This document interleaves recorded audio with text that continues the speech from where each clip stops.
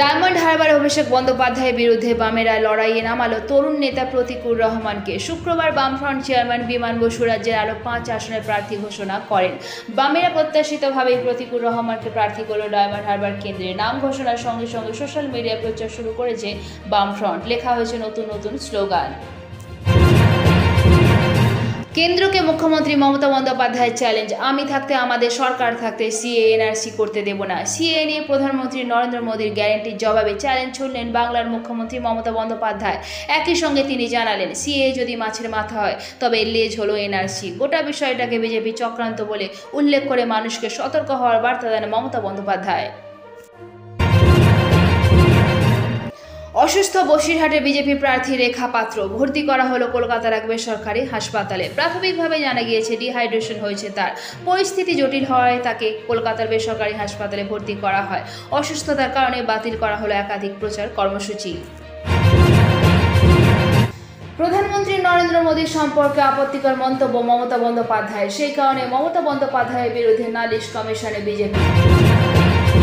শিক্ষামন্ত্রী ব্রাত্য বসুকে অপসারণের সুপারিশ বিতর্কের মধ্যেই রাজ্যপাল সিবি আনন্দ বোসকে কড়া বার্তা রাজ্যের। রাজ্যপালের রিপোর্ট কার্ডের জবাবে 9 পাতার চিঠি রাজ্যে। ভোটের মুখে আরও এক মামলায় এনআইএ তদন্তের নির্দেশ হাইকোর্টের। ময়নায় বিজেপি কর্মী খুনে এনআইএ নির্দেশ দিয়ে রিপোর্ট পেশ ডেডলাইন। ময়না বিজেপি কর্মী বিজয় কৃষ্ণ ভূঁইয়া খুনের মামলায় এনআইএ তদন্তের নির্দেশ। 15 দিনের মধ্যে তদন্তের দায়িত্ব নিতে হবে এনআইএকে, নির্দেশ হাইকোর্টের।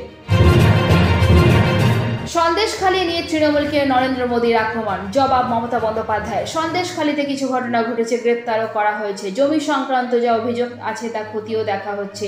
আর ওরা এক গুন্ডাকে স্বরাষ্ট্র প্রতিমন্ত্রী করেছে। তুফানগঞ্জের সভায় নরেন্দ্র মোদীকে জবাব মমতা বন্দ্যোপাধ্যায়। প্রাক্তন বিচারপতি অভিজিৎ গঙ্গোপাধ্যায়কে হুঁশিয়ারি মমতা বন্দ্যোপাধ্যায়ের। এমন একজন অবসরপ্রাপ্ত বিচারপতিকে প্রার্থী করেছে, আপনি অনেক চাকরি খেয়েছেন, এবার জনগণের আদালত আপনার বিচার হবে। তার বিরুদ্ধে আমরা যুবনেতাকে দাঁড় করিয়েছি, মন্তব্য মমতা বন্দ্যোপাধ্যায়। ভোটের প্রচারে সিঙ্গুর নিয়ে এবার প্রতিশ্রুতির কথা শোনা গেল হুগলির বিজেপি প্রার্থী লকেট চট্টোপাধ্যায়ের গলায়। কথা দিয়েছি সরকার এলে টাটাকেই ফিরিয়ে আনবো, প্রতিশ্রুতি বিজেপি প্রার্থী লকেট চট্টোপাধ্যায়। আবহাওয়ার পূর্বাভাস, সপ্তাহ শেষে একাধিক জেলায় বৃষ্টির পূর্বাভাস আগেই দিয়েছিল হাওয়া অফিস। এবার মিলল আরও কিছুটা স্বস্তির খবর। দক্ষিণবঙ্গের মূলত 5 জেলায় হতে পারে বৃষ্টি। সন্ধ্যের পর বজ্র বিদ্যুৎ সহ বৃষ্টির সম্ভাবনা মেদিনীপুর, ঝাড়গ্রাম, বাঁকুড়া, বীরভূম, মুর্শিদাবাদ জেলাতে। আজ তাপপ্রবাহ থাকবে 4 জেলায়, বীরভূম, পুরুলিয়া, বাঁকুড়া, পশ্চিম বর্ধমান জেলায়। দক্ষিণবঙ্গের আবার কিছু জেলায় বজ্র বিদ্যুৎ সহ বৃষ্টির সম্ভাবনাও রয়েছে।